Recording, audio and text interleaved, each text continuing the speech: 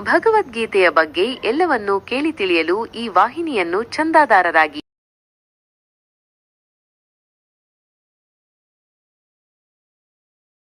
ಶ್ಲೋಕ ಏಷಾ ತೇಲ್ಭಿಹಿತಾ ಸಾಂಖ್ಯೆ ಬುದ್ಧಿರ್ಯೋಗೆ ತ್ವಿಮಾಂ ಶೃಣು ಬುದ್ಧ್ಯಾ ಯುಕ್ತೋ ಯಯಾ ಪಾರ್ಥ ಕರ್ಮಬಂಧಂ ಪ್ರಹಾಸ್ಯಸಿ. 39. ಅರ್ಥ: ಪಾರ್ಥ, ಸಾಂಖ್ಯದ ಪ್ರಕಾರ ಈ ಬುದ್ಧಿಯನ್ನು ನಿನಗೆ ಹೇಳಿದೆನು. ಈಗ ಯೋಗದಲ್ಲಿರುವ ಬುದ್ಧಿಯ ಇದನ್ನು ಕೇಳು. ಇದರಿಂದ ಕೂಡಿದ ಬುದ್ಧಿಯಿಂದ ನೀನು ಕರ್ಮಬಂಧವನ್ನು ಬಿಡುತ್ತೀಯೆ. ವಿವರಣೆ: ಈ ಶ್ಲೋಕದಲ್ಲಿ ಕೃಷ್ಣನು ಅರ್ಜುನನಿಗೆ ಸಾಂಖ್ಯಯೋಗ ಮತ್ತು ಬುದ್ಧಿ ಯೋಗಗಳ ಬಗ್ಗೆ ಹೇಳುತ್ತಾ ಬುದ್ಧಿಯೋಗದಿಂದ ಕರ್ಮಬಂಧದಿಂದ ಮುಕ್ತನಾಗಬಹುದು ಎಂದು ವಿವರಿಸುತ್ತಿದ್ದಾನೆ.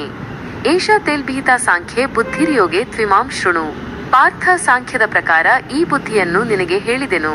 ಈಗ ಯೋಗದಲ್ಲಿರುವ ಬುದ್ಧಿಯ ಇದನ್ನು ಕೇಳು. ಕೃಷ್ಣನು ಅರ್ಜುನನಿಗೆ ಆತ್ಮದ ಸ್ವರೂಪದ ಬಗ್ಗೆ ಸಾಂಖ್ಯಯೋಗ ಜ್ಞಾನವನ್ನು ನೀಡಿದ್ದಾನೆ.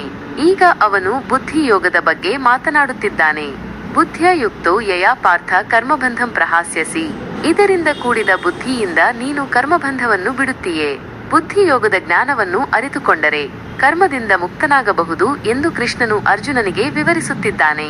ಸಾಂಖ್ಯಯೋಗವು ಜ್ಞಾನವನ್ನು ನೀಡಿದರೆ ಬುದ್ಧಿಯೋಗವು ಕರ್ಮವನ್ನು ಹೇಗೆ ನಿರ್ವಹಿಸಬೇಕೆಂದು ತಿಳಿಸುತ್ತದೆ. ಬುದ್ಧಿಯೋಗದ ಜ್ಞಾನದಿಂದ ಕರ್ಮಬಂಧವನ್ನು ಕಳಚಿಕೊಳ್ಳಬಹುದು. ಅರ್ಜುನನು ಬುದ್ಧಿಯೋಗದ ಬಗ್ಗೆ ತಿಳಿದುಕೊಂಡು ತನ್ನ ಕರ್ತವ್ಯವನ್ನು ನಿರ್ವಹಿಸಬೇಕು. ಈ ಶ್ಲೋಕವು ಬುದ್ಧಿಯೋಗದ ಮಹತ್ವವನ್ನು ತಿಳಿಸುತ್ತದೆ ಮತ್ತು ಕರ್ಮಬಂಧದಿಂದ ಮುಕ್ತರಾಗುವ ಮಾರ್ಗವನ್ನು ಸೂಚಿಸುತ್ತದೆ. ಶ್ಲೋಕ ನೇಹಾಭಿಕ್ರಮನಾಶೋಲಸ್ತಿ ಪ್ರತ್ಯವಾಯೋ ನ ವಿದ್ಯತೆ ಸ್ವಲ್ಪಮಪ್ಯಸ್ಯ ಧರ್ಮಸ್ಯ ತ್ರಾಯತೆ ಮಹತೋ ಭಯಾತ್. 40. ಅರ್ಥ: ಇದರಲ್ಲಿ ಬುದ್ಧಿಯೋಗದಲ್ಲಿ ಮಾಡಿದ ಪ್ರಯತ್ನವು ನಿಷ್ಫಲವಾಗುವುದಿಲ್ಲ, ವಿಪರೀತ ಫಲವೂ ಇಲ್ಲ. ಈ ಧರ್ಮದ ಸ್ವಲ್ಪ ಆಚರಣೆಯು ದೊಡ್ಡ ಭಯದಿಂದ ಕಾಪಾಡುತ್ತದೆ. ವಿವರಣೆ: ಈ ಶ್ಲೋಕದಲ್ಲಿ ಕೃಷ್ಣನು ಅರ್ಜುನನಿಗೆ ಬುದ್ಧಿಯೋಗದ ಮಾರ್ಗದಲ್ಲಿ ಸಾಗಿದರೆ ಯಾವುದೇ ಪ್ರಯತ್ನವೂ ವ್ಯರ್ಥವಾಗುವುದಿಲ್ಲ ಮತ್ತು ಸ್ವಲ್ಪ ಧರ್ಮವನ್ನು ಆಚರಿಸಿದರೂ ದೊಡ್ಡ ಭಯದಿಂದ ರಕ್ಷಣೆ ಸಿಗುತ್ತದೆ ಎಂದು ವಿವರಿಸುತ್ತಿದ್ದಾನೆ. ನೇಹಾಭಿಕ್ರಮನ ಶೋಲಸ್ತಿ ಪ್ರತ್ಯವಾಯೋನ ವಿದ್ಯತೆ. ಇದರಲ್ಲಿ ಬುದ್ಧಿಯೋಗದಲ್ಲಿ ಮಾಡಿದ ಪ್ರಯತ್ನವು ನಿಷ್ಫಲವಾಗುವುದಿಲ್ಲ, ವಿಪರೀತ ಫಲವೂ ಇಲ್ಲ. ಬುದ್ಧಿಯೋಗದಲ್ಲಿ ಮಾಡಿದ ಪ್ರಯತ್ನಗಳು ವ್ಯರ್ಥವಾಗುವುದಿಲ್ಲ ಮತ್ತು ವಿಪರೀತ ಫಲಗಳು ಉಂಟಾಗುವುದಿಲ್ಲ.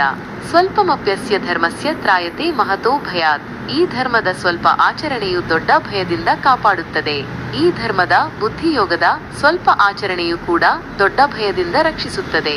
ಬುದ್ಧಿಯೋಗದ ಮಾರ್ಗದಲ್ಲಿ ಸಾಗಿದರೆ ಯಾವುದೇ ಪ್ರಯತ್ನವೂ ವ್ಯರ್ಥವಾಗುವುದಿಲ್ಲ.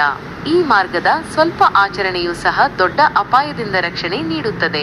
ಅರ್ಜುನನು ಬುದ್ಧಿಯೋಗದ ಮಾರ್ಗವನ್ನು ಅನುಸರಿಸಿ ತನ್ನ ಕರ್ತವ್ಯವನ್ನು ನಿರ್ವಹಿಸಬೇಕು.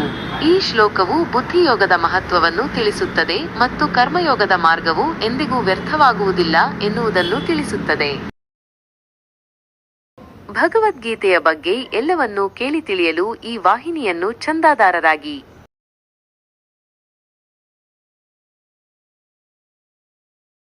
ಭಗವದ್ಗೀತೆಯ ಬಗ್ಗೆ ಎಲ್ಲವನ್ನೂ ಕೇಳಿ ತಿಳಿಯಲು ಈ ವಾಹಿನಿಯನ್ನು ಚಂದಾದಾರರಾಗಿ.